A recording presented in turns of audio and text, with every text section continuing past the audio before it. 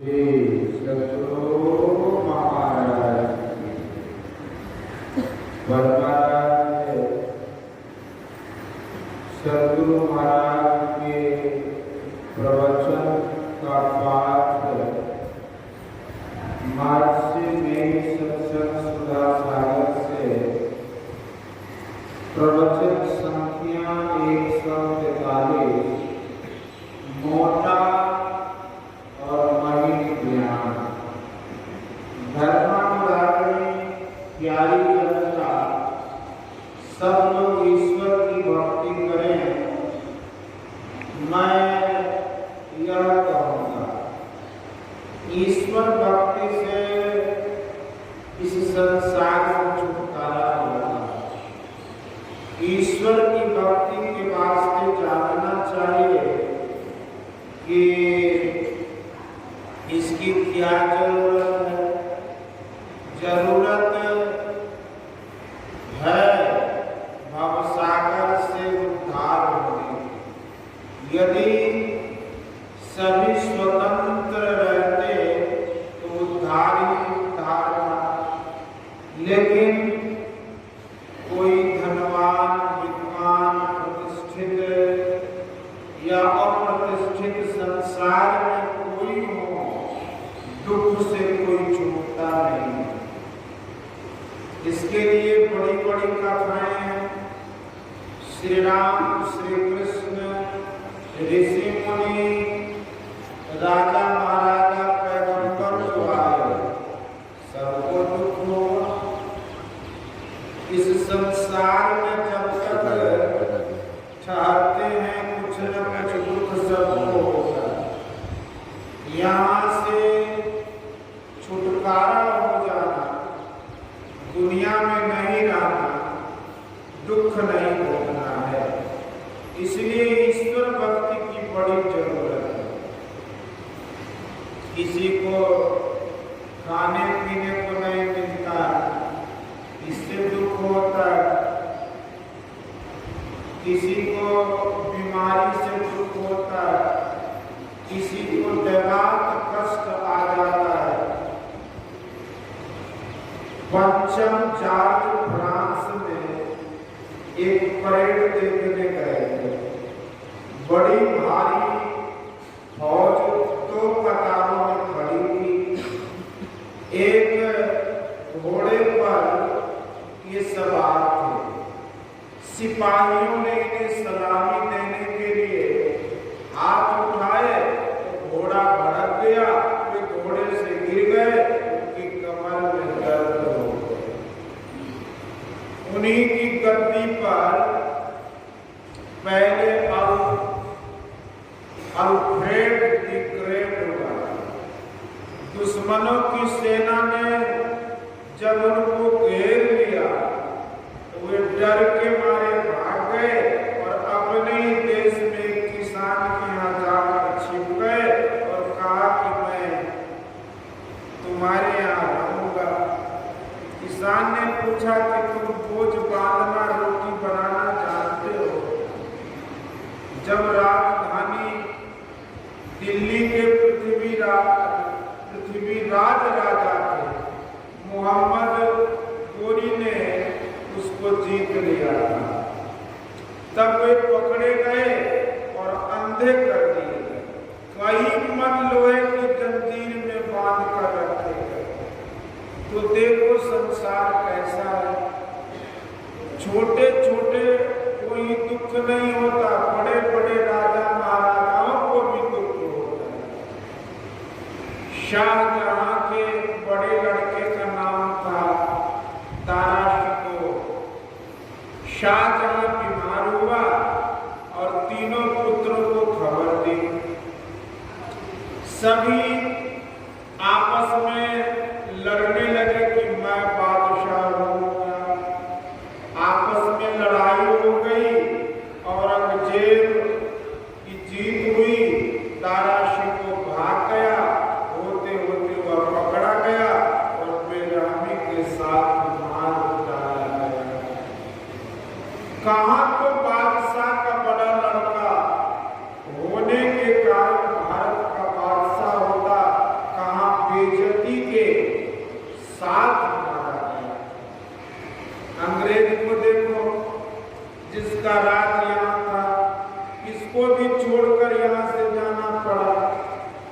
इस तरह कुछ भी मन करो, कष्ट नहीं छूट सकता। इसलिए ईश्वर का भजन करो। बिना ईश्वर भजन के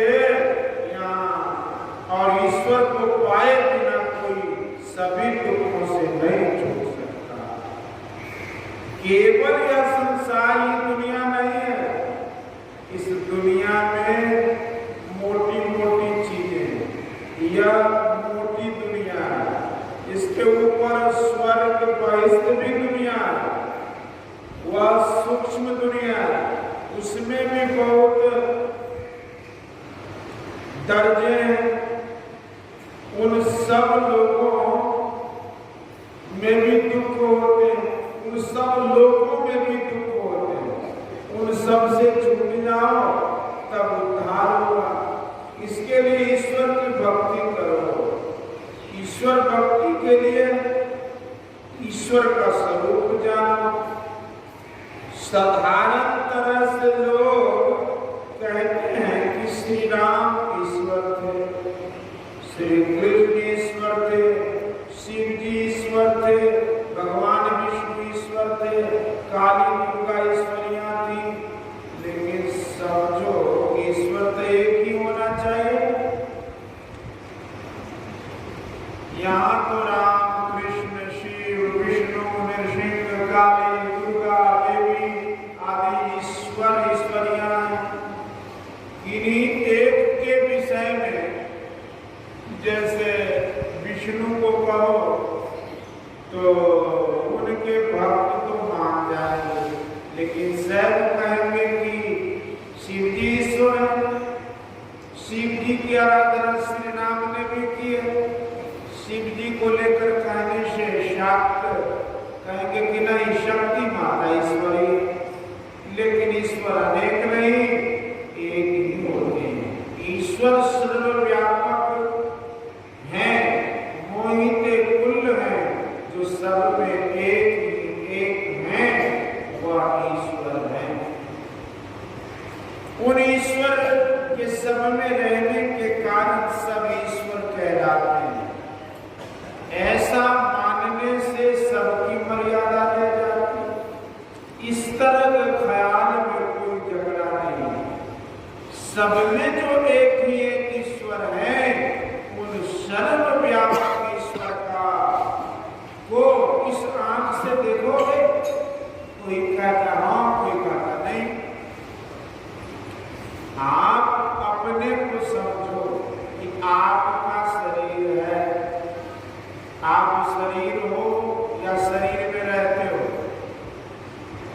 शरीर और आप एक ही हो या दो। शरीर और शरीर पर का कुर्ता दोनों एक नहीं है। शरीर में रहते हो तो शरीर तुम्हारे ऊपर कपड़े के समान। इस शरीर के साथ 5 ज्ञानेंद्रियां हवास हैं।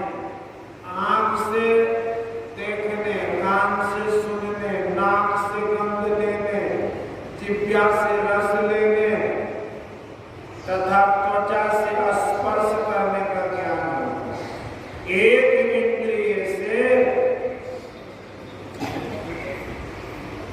ये 5 ज्ञान नहीं होते। एक एक इंद्रिय का एक एक भोग है। आंख के वास्ते जो भोग है वह नाक के वास्ते नहीं।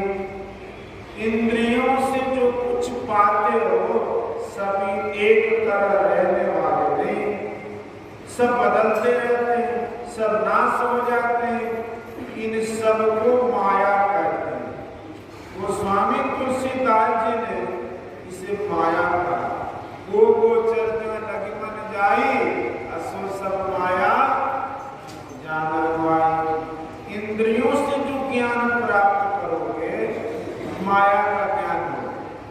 ईश्वर सर्वव्यापक होने के कारण सब में व्यापक अवश्य है, लेकिन उन सबको देखकर ईश्वर की पहचान नहीं होती। अपने शरीर को देखकर अपनी पहचान होती है। शरीर को पहचान पहचानते हो, लेकिन शरीर जो तुम हो, शरीर में जो तुम हो उसको तुम नहीं पहचान सकते। इसलिए कि इंद्रियों में शक्ति नहीं है कि आत्मा को पहचान सके। इंद्रियां बाहर की ओर हैं और अपने तुम अंदर में हो, तब कैसे पहचान सकते हो? एक तो अंदर में हो, दूसरी बात यह है कि इंद्रियों को स्थूल विषयों का ज्ञान होगा। आजकल लोग एक्सरे भी देते हैं तो उसमें भी मोटी मोटी चीजों का चित्र आता है, आत्मा का नहीं। जब तुम बाहरी इंद्रियों से अपने को नहीं पहचान सकते हो तो ईश्वर को कैसे पहचानोगे? ईश्वर की पहचान या ईश्वर दर्शन तुम स्वयं करो। शरीर और इंद्रियों से छूट कर, जैसे आंख से सब कुछ देखते हो किंतु आंख को आंख से ही आईने में देखते हो, जैसे आंख को आंख से देखते हो उसी तरह चेतन आत्मा से परमात्मा को देखोगे और अपने तरीका भी ज्ञान होगा। क्योंकि ईश्वर जिस तरह इंद्रिय ज्ञान में आने योग्य नहीं है, उसी तरह तुम भी इंद्रिय ज्ञान में नहीं हो। इससे जाना जाता है कि जो सूक्ष्मता या लताफत ईश्वर में है तुम में वही है। इसलिए कबीर साहब ने कहा वो जो रूह के कहना स्वरूप अखंडित व्यापी चैतन्य ऊंचे नीचे आगे पीछे दाईं बाईं अनन्य, बढ़ाते बड़ा छोटे छोटा बेहिते सब देखा, सबके मध्य निरंतर सारी दृष्टि दृष्टि सो देखा, श्याम चश्म सो नजरी में आगे गुरु के नैना, चूड़ चकोर वजूद नाम के समान नैना। जैसे नैना सब दर्शावे जो कुछ वेश बनावे, जो अनुमान करे साहब को तुम साहब दर्शावे। जाए तू अल्लाह में भीतर यही भीतर के ठाई, अरूप अरूप हमारिया से हम के साथ। जो को रूह आपने देखा सो साहब को देखा, कहे कबीर स्वरूप हमारा साहब को देखे। जो कोई ईश्वर का दर्शन पावेगा उसी का उद्धार होगा। ईश्वर कुछ लेता देता नहीं, सिर्फ उनका दर्शन करो। दर्शन करने पर कुछ जरूरत ही नहीं पड़ेगी कि रुपया मिले पैसा मिले, और तब कोई दुख नहीं होगा। श्री राम भगवान कहकर हमारे यहाँ प्रसिद्ध हैं, वे राज भी करते थे, उनके राज में प्रजा बहुत सुखी थी। श्री राम ने समझा कि प्रजा इस संसार में सुखी है, लेकिन शरीर छूटने पर भी ये सुखी रहे, इसलिए उन्होंने इसके लिए भी प्रबंध किया। श्री राम ने एक दिन बहुत बड़ी सभा बनाई और उसमें उन्होंने कहा कि बड़े इस शरीर का बड़ा मूल्य है, जितना दाम इस शरीर का है उतना किसी शरीर का नहीं। क्योंकि साधन धाम मोक्ष कर द्वारा अपाइन देहि पर लोक सवारा। कहा शरीर और इंद्रियों से छूटना आश्चर्य मालूम पड़ता है। कोई कहे पानी भी पी जाओ, जहर खा लो, शरीर छूट जाएगा। तो इस तरह केवल स्थूल शरीर छूटता है, इसके अंदर सूक्ष्म कारण महाकारण भी बच जाते हैं। साधारण मृत्यु में केवल स्थूल शरीर छूटता है, इस तरह शरीरों से छुट्टी नहीं मिलती। छुट्टी तब मिलती है जबकि जड़ के चारों शरीर छूट जाए। इसके लिए एक ही उपाय है, ईश्वर भजन। बाहर में किसी धाम के दर्शनों के लिए जाते हैं तो अपने गांव को छोड़कर रास्ते में जितने गांव पड़ते हैं सबको छोड़ते हुए जगन्नाथ धाम पहुंचते हैं। इसी तरह अपने सब शरीरों को छोड़ते हुए जाओ। जैसे जो कोई जहाँ बैठा रहता है वहीं से चलता है, उसी तरह तुम जहाँ बैठे रहो वहीं से चलो। तुम अपने अंदर हो, अंदर चलो। चलने के लिए मन जाता है, खाली मन से जाना नहीं होता। ठीक ठीक मन से चलो। किसी चीज को समेटो तो उसकी उद्गति होती है। धान सुखाते हो तो पसरा रहता है, उसको समेटते हो ढेर हो जाता है, ऊपर की ओर उठ जाता है। पानी को समेटो तो उसकी उद्गति होती है। वो समेटो तो और भी अधिक उद्गति होगी। जैसे दूध और घी एक साथ रहता है, दूध जिधर बहता है घी भी उधर बह जाता है। दूध को मथो तो दूध अलग और घी अलग हो जाएगा। उसी तरह मन और चेतन संग संग रहता है। आगे चलकर मन और चेतन अलग हो जाते हैं।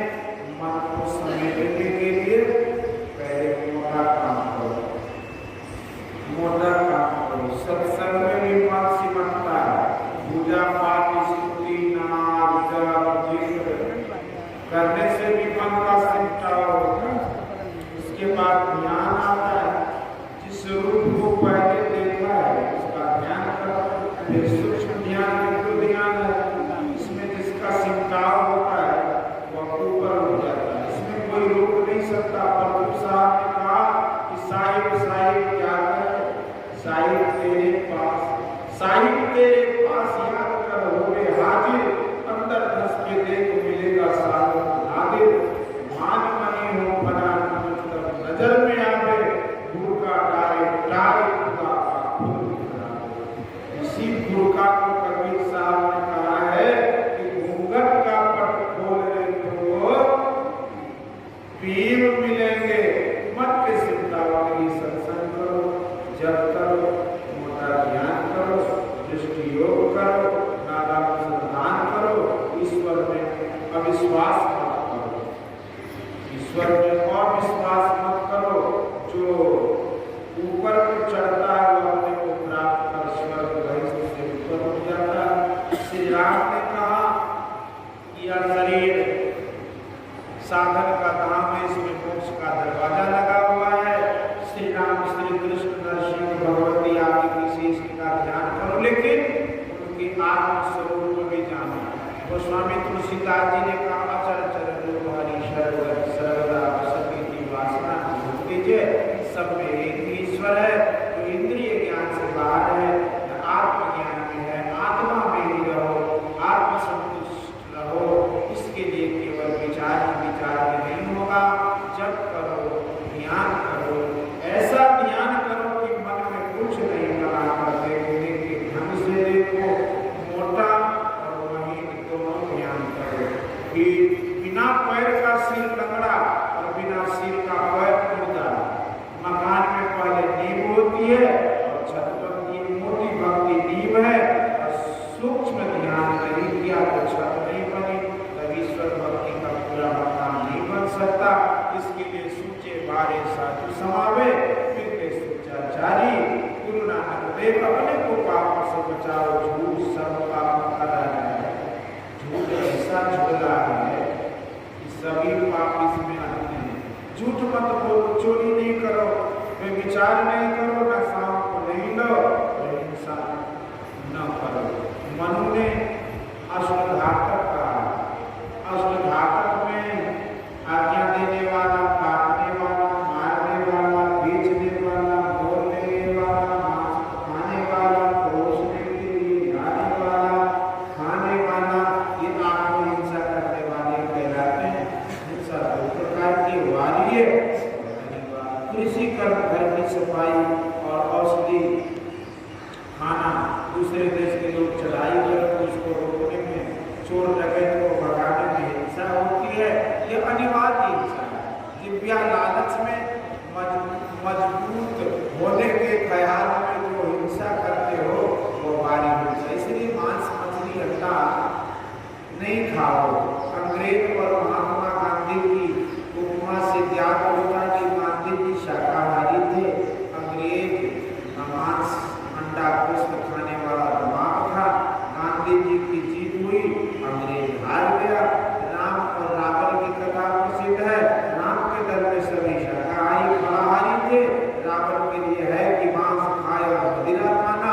अंत में जीत हुई राम की, रावण की नहीं। इसलिए संतों ने कहा इन 5 पापों से बचो, ईश्वर की भक्ति करो तो परमात्मा बनता चला जाएगा। पापों से जो अपने को बचाता है वह ईश्वर की ओर जाता है। जो पापों में खड़ा है वो ईश्वर की ओर नहीं चल सकता। जो 5 पापों से बचेंगे तो संसार में भी उनकी प्रतिष्ठा होगी, संसार में कुशल से रहेंगे। यदि ऐसा समाज बन जाए तो देश में शांति आ जाएगी, दुनिया में भी फायदा हो जाएगा, राजनीति को भी फायदा हो जाएगा। आपस में मेल से रहो, मजहबी झगड़ों में मत पड़ो। शहर कबीरपंथी आदि का जो लड़ते हैं सो ठीक नहीं है। अंदर अंदर चलने के वास्ते सबके लिए एक ही रास्ता है। सबको आँख से देखते हैं, सभी नाक से ही सांस लेते हैं।